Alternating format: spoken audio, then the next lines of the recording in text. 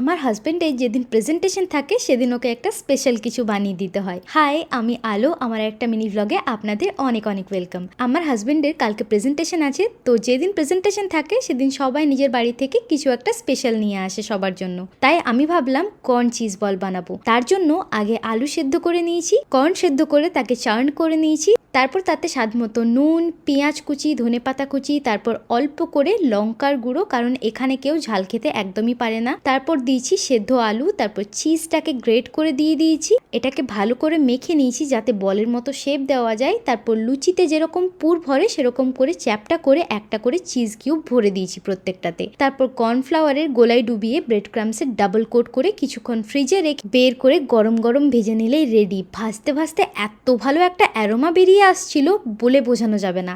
আর খেতে তো হয়েছিল দুর্দান্ত এক কথায়। আমার হাজবেন্ড তো এসে পরে বাড়িতে বলছে, তুমি আজকে আমার অফিসে পুরোই হিট।